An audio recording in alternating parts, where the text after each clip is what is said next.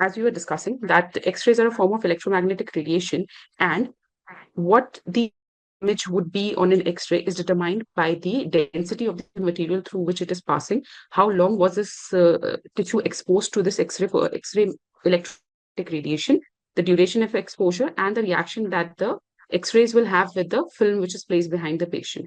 So uh, we know that air, air is a very light medium. It is not dense at all compared to metal and bone, which are very dense materials. So when X-ray passes through through a person, it passes through tissues of differing densities, and hence a differing on the radiographic film, a different image is formed because of that. So air is one material which which does not absorb any of the X-rays and allows all of the X-rays to pass through. So when a lot of X-rays pass through and go and impact the X-ray film, the X-ray film turns black because of the chemical reaction that happens. Whereas in places such as the bone, which all of the X-ray radiation, very few X-rays are available to go and react on the film, and hence the picture on the film appears white. So here they've shown us how different materials, depending on their differences in densities, the thickness of the material that the X-ray is passing through, and the duration of exposure, will different types of films. So a short exposure time will produce a brighter film, whereas a long exposure time will make everything darker. Remember, so even in a prolonged exposure, when a lot of passing through bone, even that would appear dark. So air appears radiolucent because it absorbs the least amount of X-rays, whereas bone and metal would appear highly opaque because they absorb all X-rays and very few X-rays are able to pass through them. So that is the basis of our X-rays, and when we go on to interpret them, we should be interpreting them in a systematic manner. So we are going to be using the mnemonic, which is doctors ABCDE, to interpret these X-rays. So let's see what does ABCDE stands for. So for chest X-ray interpretation, the D stands for details, R stands for the ripe image, S stands for soft tissue and bones, A for airway, B for breathing, C for circulation, D for diaphragm, and E for extras and everything else. Doing this so that we do not miss anything when we are interpreting X-ray. So sometimes it may so appear that when we are interpreting an X-ray, we'll go ahead and say, oh, this is the pathology, oh, this person has a pneumothorax, this is an air under diaphragm, and we miss out the interpretation of the other things. There might be other findings on the film which we have missed out because we jumped onto the very obvious conclusion. So if we proceed in a systematic manner, following a system helps us avoid these errors where we would miss out on other differentials that are there in the X-ray. So to proceed, here we are going to be using this mnemonic, doctors ABC. So the D in this stands for details.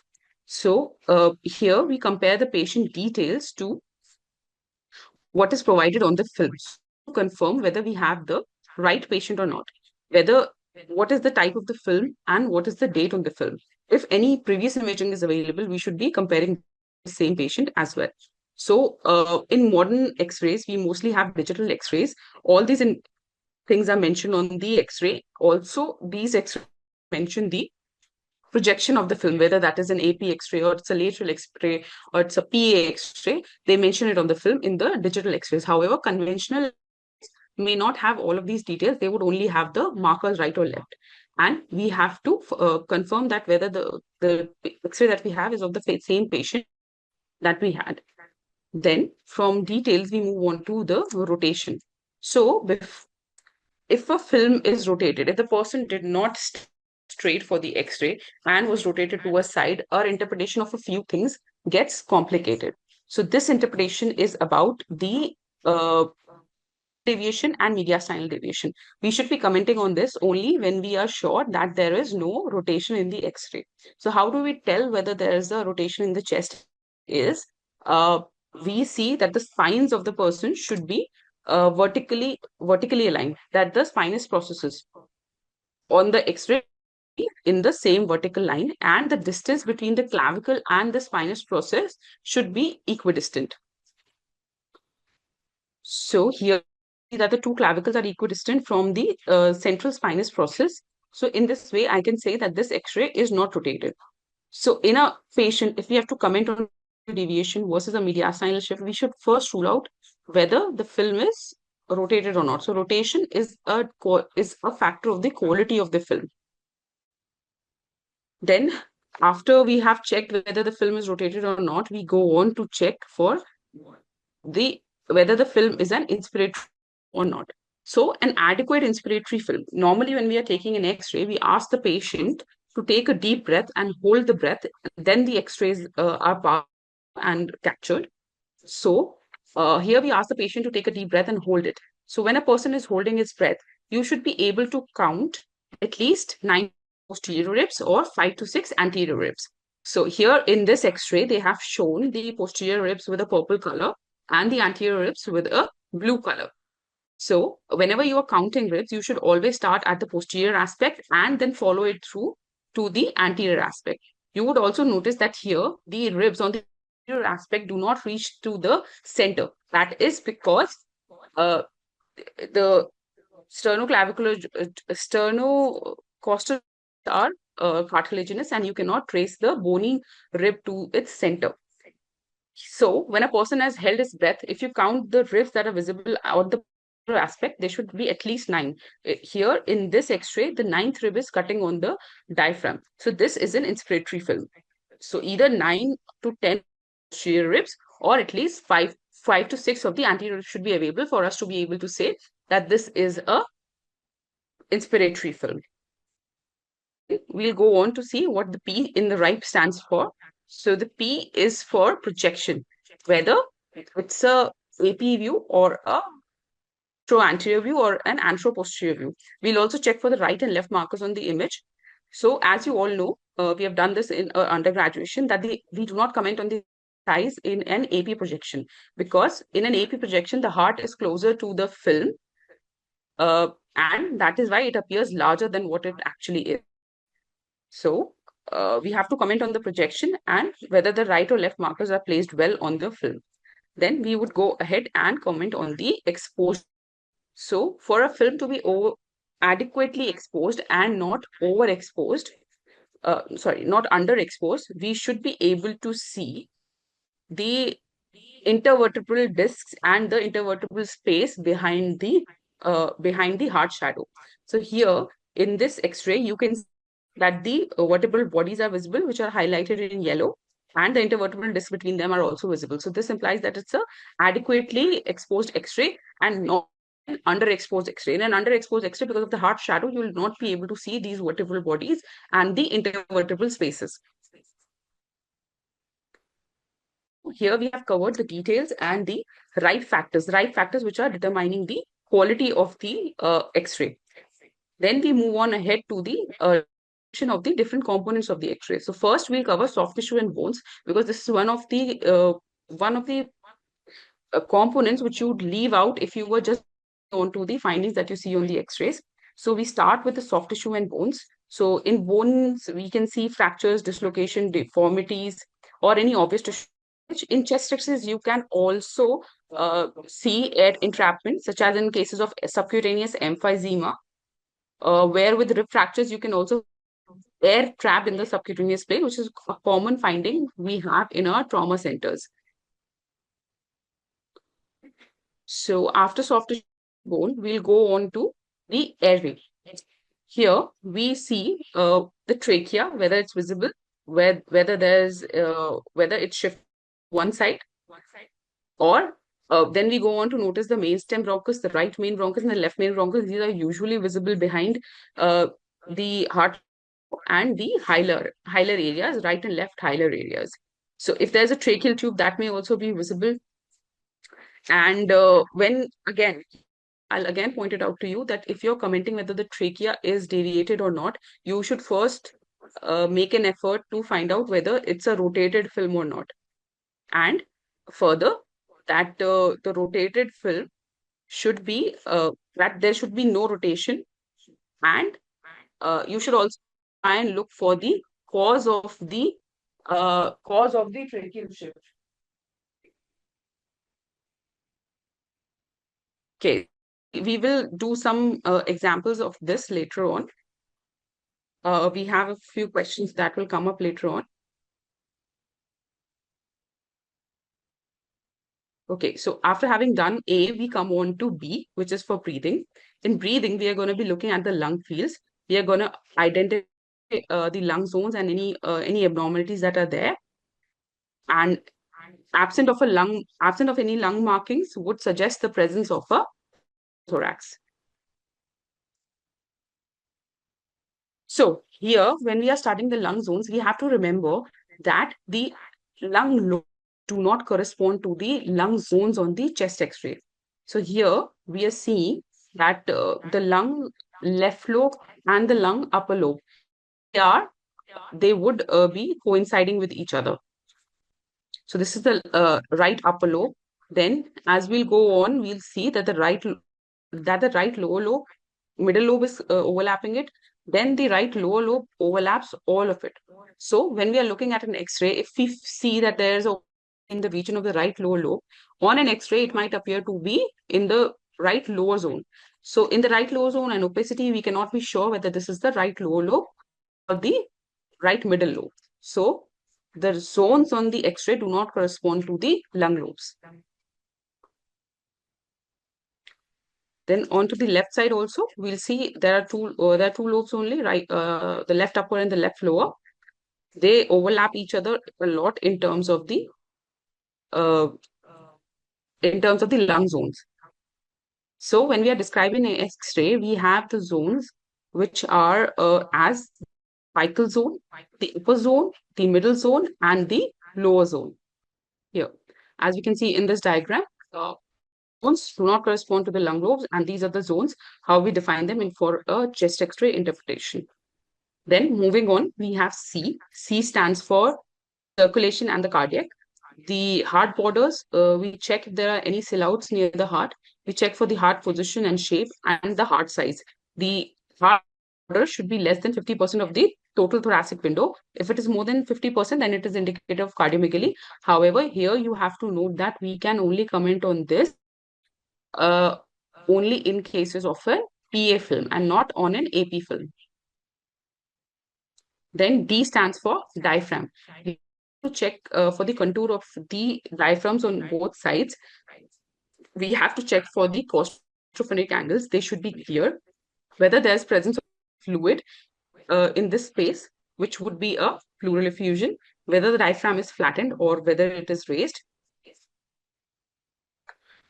Go on for to E. E stands for extras and everything else.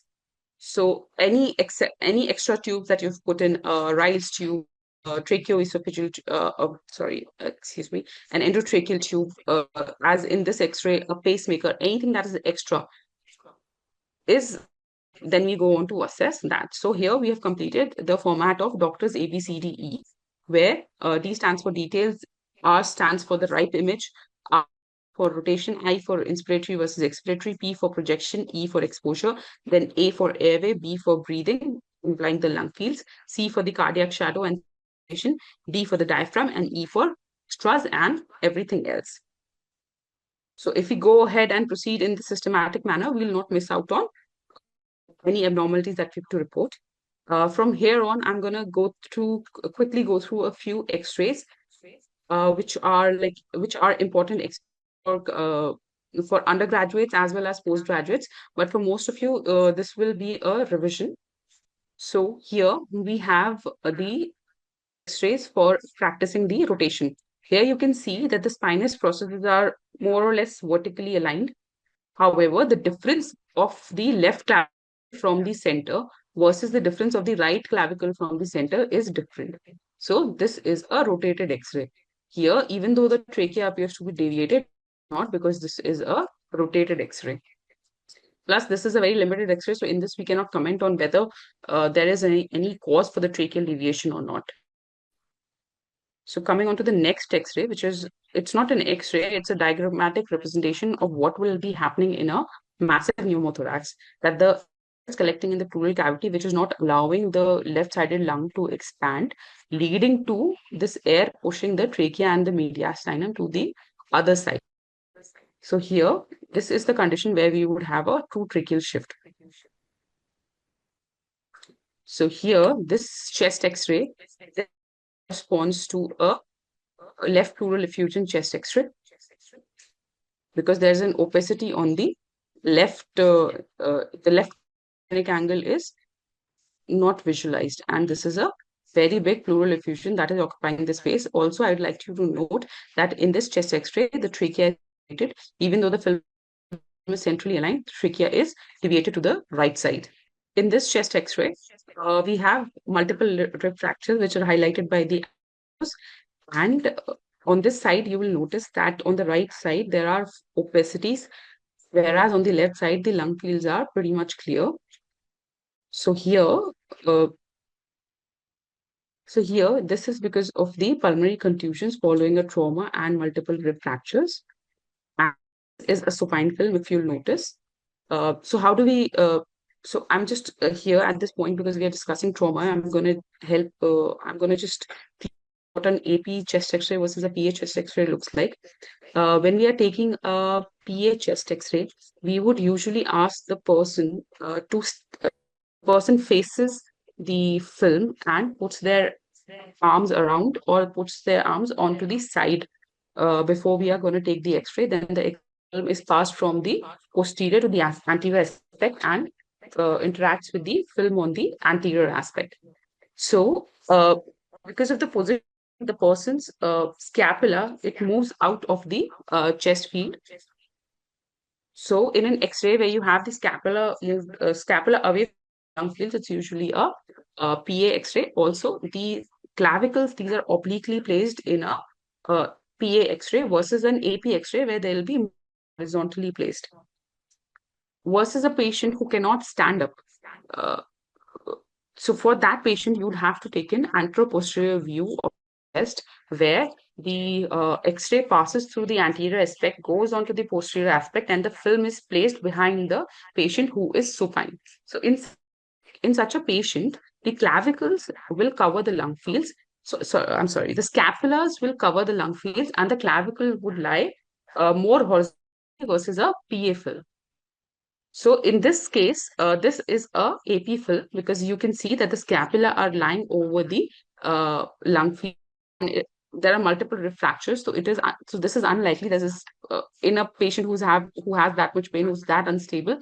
We'd be going in for we'd ask the patient to stand up. So mostly in trauma, we are going to be doing supine films, and I also want you to note that on a supine X-ray, thorax cannot be excluded because we need the air to rise up, and even if it's a small pneumothorax, to form a crescent for it to be detected.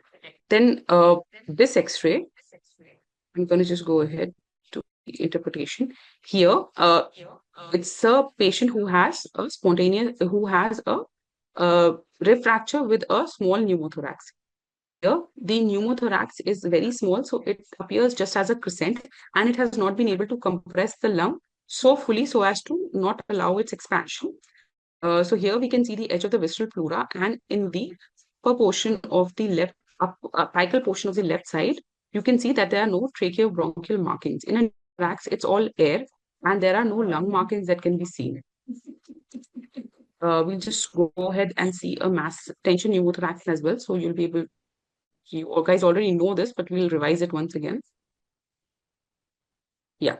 So this is a tension pneumothorax. Here on the left side, you see, compared to the right, there are no markings that are seen on the left side. The left side appears darker than the right. Also, on the left side, you'll notice that the ribs are more widely separated compared to the right side. So this is a massive pneumothorax, so much so that it has not allowed the lung to expand. I'll show this to you just in a while, where the lung shadow is.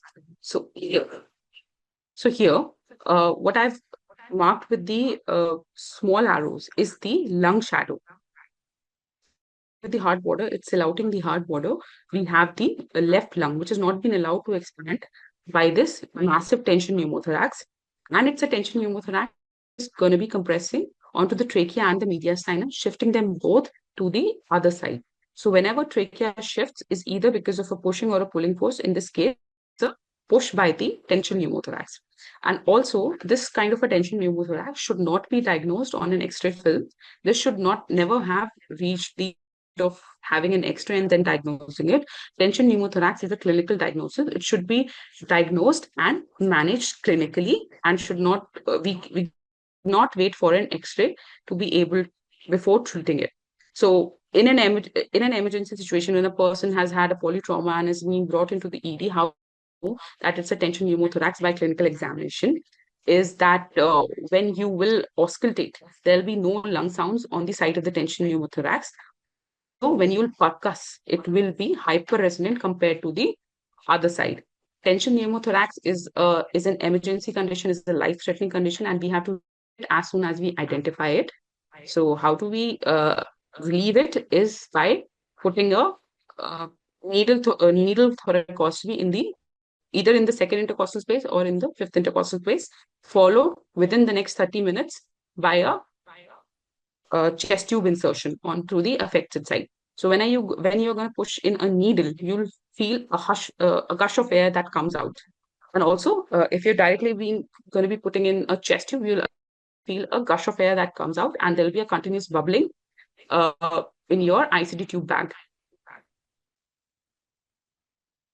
So let's move ahead from tension pneumothorax.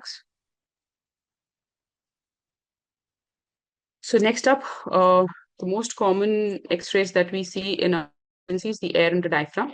Here you can see that the diaphragm and there is free air under both the diaphragms. So normally there is a gastric fundus shadow that is there, but that shadow is not a shadow of a free air that is contained within the stomach.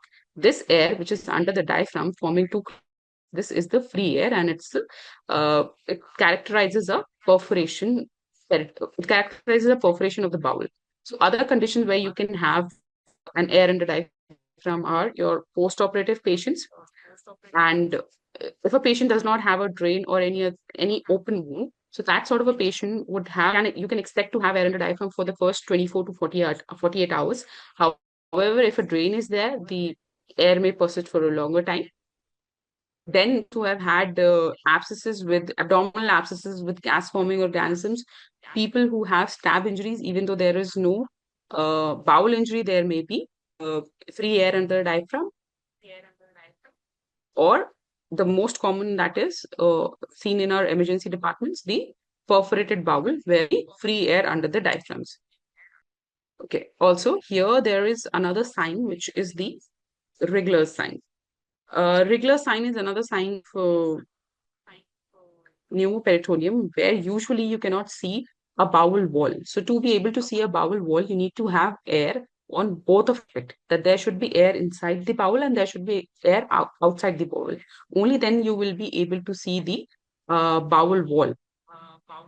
So the condition, what is a pneumoperitoneum? So a regular sign, the importance is that you can visualize it even on a supine X-ray, and you need not definitively take a erect X-ray to diagnose a perforation, or not need a CT if you can identify the regular sign on an X-ray. We'll do it in detail in the following slides. See, so this is another X-ray where again we have massive amounts of free air on the diaphragms. Usually, if there's a very small perforation, usually the gastric perforation, which is very small and it's just happened, you'll only have a slip free air under the right hemi diaphragm and not necessarily under both the diaphragms. Okay, so this is one of the question that we've been doing since our UG days. So where is the coin? Is it in the trachea or in the esophagus? So usually when a coin is swallowed versus inhaled, if a coin is lying on its face on towards you versus a edge on towards you. So if it's face on and it is beyond the boundaries of the trachea, then that this coin is in esophagus. However, had it fallen inside the trachea, it would have appeared end on and not face on. So it would have appeared like a line, and it would be contained within the boundaries of the trachea. So that would be a coin that would be inhaled. Here in this picture, this is a coin which has been swallowed, because we see that the coin is tracing out the boundaries of the trachea and that the coin is facing us face on. So we know that this coin is swallowed. Okay, so with that, we've concluded chest x-rays. Now we are moving on to our abdominal x-ray. Again, with abdominal x-rays, we'll be first checking out the patient details, assessing for the quality. Then we are going to interpret it in the forms of bowel and other bones, calcifications, and artifacts. So let's move on.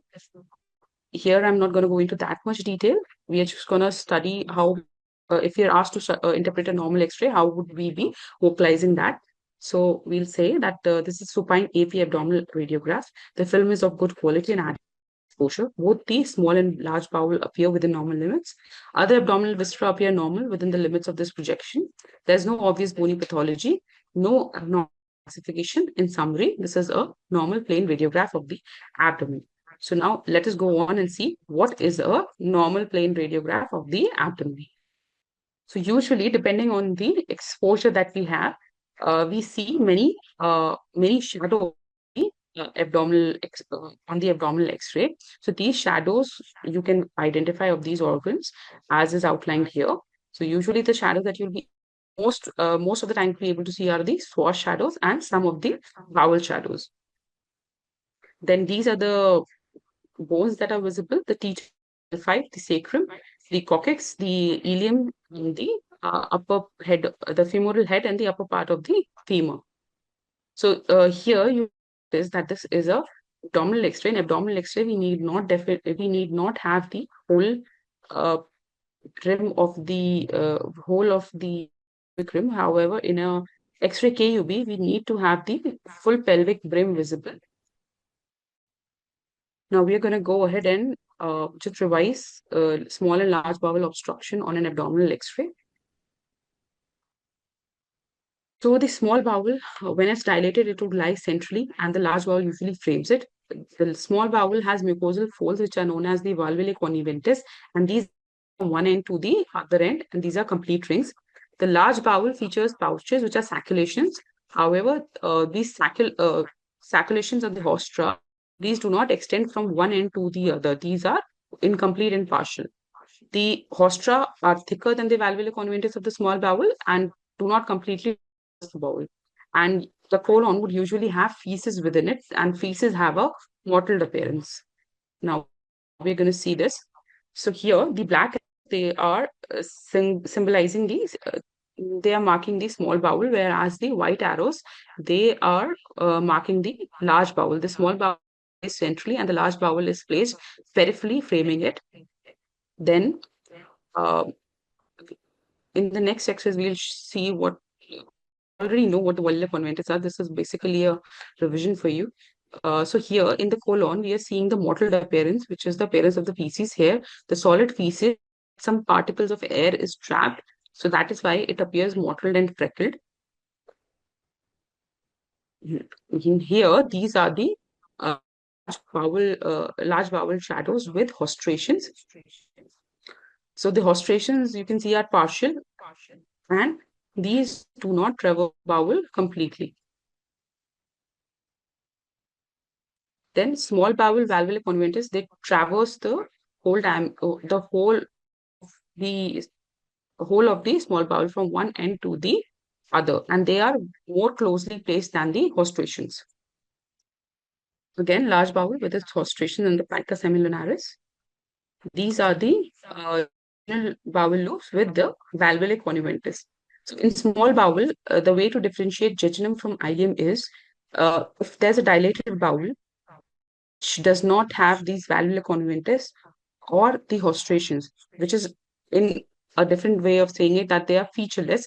Featureless loops are usually your ileal loops, whereas the loops such as these, which have valvular conjunctus traversing them, are the jejunal loops, and the hostrations are your large bowel loops. So here you can see this is the dilated large bowel with hostrations. Okay, this was the next one X-ray here. Yeah. So this is one of the other classical X-rays that you should definitely know. It is the coffee bean sign of the sigmoid volvulus. There's a large coffee that is seen because of the sigmoid colon twisting upon its own mesentery. Uh, so to demonstrate this even better, we have one more picture. Then you'll never forget what a giant coffee bean is. So that is the coffee bean sign, uh, with a coffee bean superimposed on the X-ray. So that's to let you know why it is called a coffee.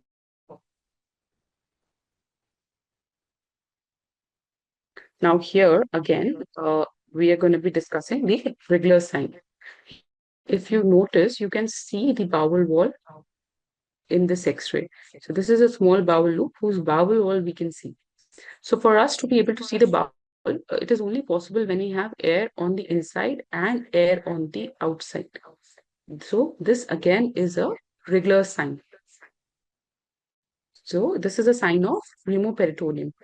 So this, as you can see, because we are able to see what bowel loop it is, this is a supine X-ray and not an X-ray. And on a supine X-ray, we are able to visualize the regular sign, which implies that there is a perforation, and we can directly take the patient to theater rather than exposing him CT.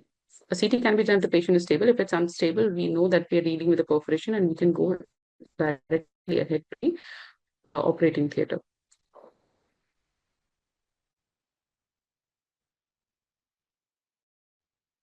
And also in a patient acute abdomen and you're suspecting obstruction, the and you're allowed only one of the two X-rays, either an erect or a supine X-ray. The X-ray that you should order is a supine X-ray. Because if you were to take just a erect X-ray, you will see multiple air fluid levels. Any air fluid levels more than 3 in an abdominal X is normal. So multiple air fluid levels on an erect X-ray are a sign of obstruction. However, you'll only see the air fluid levels versus if you were to fine film, you will be able to tell what is the level of obstruction. So whatever the loops are dilated, the level of obstruction is beyond that. So if only jejunal loops are dilated and not the loops, we know that the level of obstruction would be in the small bowel at before the ileum begins. Okay. Now we are moving on to the C part of the BBC interpretation, that bowel, bones, and applications. So here we have an uh, extra thing that is visualized on the X-ray. This is a DJ stent. Sorry. So it's a ureteric stent, which is called a double J stent because of the double loop that it has on both of its ends. Now we are going through a few of the X-ray KUB findings. We'll see IVPs in the next lecture. So this is X-ray KUB. So here we have opacification scan in the pelvis. So these are your bladder stones. Here we are dealing with a left-sided ureteric stone. How do you know this is a ureteric stone? Is when you know how to trace the ureters on an X-ray KUB. So usually the level of the kidney is at the level of T12 for the hilum is at the level of T12 for the left kidney, and the hilum is at L1 for the right. So we'll trace along the transverse processes, starting at the hilum. At the transverse processes, we'll trace all the way along the transverse process, and we'll come on to the sacroiliac joint. We'll trace over the sacroiliac joint. Then this is usually there is a conical projection, which is the ischial spine. So once we have traced beyond the sacroiliac joint, we'll trace to the ischial spine. Then from the ischial spine, the ureter usually immediately and enters the bladder. So that is the course of the ureter that you follow it along the tips of the transverse processes of the vertebra, then come along the sacroiliac joint, then trace it to the ischial spine, and then it just turns medially. If we were to do this process on the left side, you'll see that once we have traced the tips of the transverse processes, come over the sacroiliac joint, and once we try to trace it to the ischial spine, we see the opacity there. So this is a ureteric stone. I have not covered kidney stones here because those are easier than the bladder and ureteric stones. And 90% of stones are radio opaque versus 10% which are radiolucent. And this is the reverse when we are talking about the gallbladder. So this is your ureteric stone highlighted. Okay, so again, this was one of your calcification and extra. This is a foreign body in the rectum.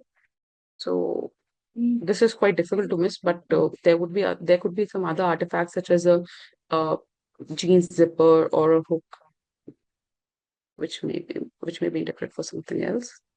Now we're just going to briefly touch upon the barium swallows. Barium swallow is usually barium swallows, barium enemas. Barium swallow is usually a fluoroscopic procedure. What we have here are two photographs of the being done, whereas this is usually a video procedure that the person continuously swallows it, and we are taking a X-ray continuously instead of a picture. We are taking a video. So that is what a fluoroscopy is, and in this way, we are able to identify both the anatomy and the functional disorders.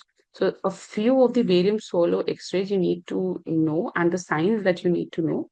So here, this is just a normal barium swallow. Then we'll discuss the barium swallow achalasia, which is your bird's beak appearance in achalasia. So here you see uh, there's the esophagus beyond the esophagus proximal has dilated. So usually it can become heavily dilated and mega esophagus. And here the esophagus is very narrow, which is forming a very uniform. Uh, so this is a bird's beak appearance. Whereas when this narrowing is irregular, we call this a rat tails appearance or an apple core, and this one is characteristic of a carcinoma esophagus.